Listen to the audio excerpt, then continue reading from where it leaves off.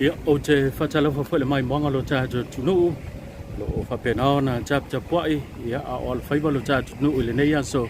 i le whatinonga o lana whainga whiwhiringa po lana whainga palota o le lewa wina tusa o ato tātou whasalalaunga i le mautara ngā luenga le kalesia e whakasa i le whianga o toa mua ia po le tumalo le nei o whaleata numero 4 e peo na sila fia le tasi nei o tumalo lo tunu mata ia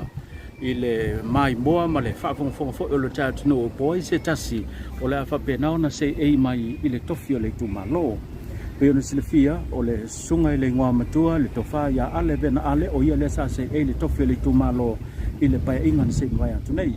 Le fo ila ua whapenao na toe tau pā mo sona havanoa na te se ei fo le tofi o le tumalo. Fantasi ai ia ma le fionga Pepe Christian Fruen ia o le sui le vang fau fai le HRPP ia ma se tasi feo tamari le olo tau va mai i le vang fai al sa mo o poto to mai mo mai i olo pena fo i ona e silsila mai i le malo le tumalo le olo fa pena ona ye te tono mountain na olo fa tino ila la to fanga palota o le tala lava le tasi pe ona muli mawina lo to fi malia me uma fi le mu le se menga se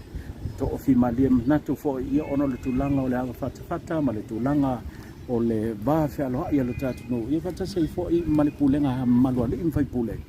to fa fata mali le lo fa pena na pai ma audi ele na yaso ele fata nonga o le tute po le fainga firinga le tunu ia ele fai fo i ona tu ai lalo pe fanga luina nga wenga le mutanga wenga mando le malo le lavo lo muli muli tai i so se fa le fai palota ia mo le saunga le mo male tau sia le na yaso ia o ala faiva lo tatu o tunu o le fainga palota las numero la parota in le fa mo tumalo le sidia ma le lua fele fa i o le tumalo lo anga pa mi le fainga palota le lua fe sidia ma le lua fe to lua su tava to lu su tava le lo tava o le suya le van va fa le fast suya le HRPP ia ma le sa mo poto van va fa to la tamali Deo lo fa pena ona se ei le tofi lo tau va ma tau sinio sa ili se sina tau mia le tofi le tumalo o le saple o le suyo le le temne ia le o ma u le ia le suyo le sap ai o ia le suyo le sap to to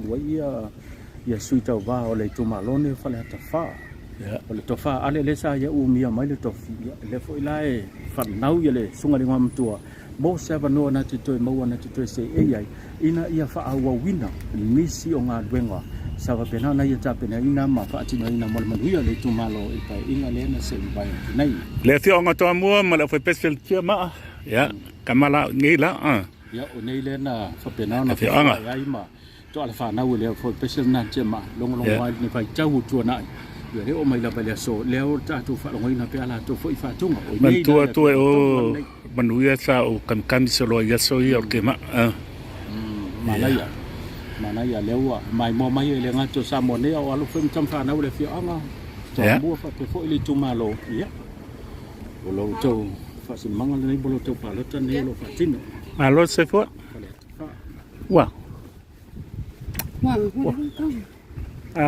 last week fa lau do o mo fa lo pa lo ya okay polisi na o manuale a fi anga po le tumalo fo le o mai on fatino la to fenga panota ila o te tilo mana mai tau dono le moto temne sidia ma to tel kwa sidia le ono sfulu la fa o le te tu ki pe o sala una la elba tu ya tanga le u pa ko o le fionga ngan sa be ku o ale ki kilo Salo la tat sala pe o va kom sala tata toni o ya mana tu fo ele no al paulo le fal palota tono le tu malon nei o lo ia fo ia fal palota ina i le fi ongo saina ia pa pe fo ia le fi ongo puipa e la fo lo ia fo i so fal ta fa la le tu malo la nei fal ta fa ya pa pe na vo i to mouta le fo o atofa i fal palota ia mo le malo le tu no ia fa ngo fi le tu malo ona nga e fatino la to fenga filinga ya a fa to mo o ta po ima tu mai mul pang ya o le wa alo ya le fi onga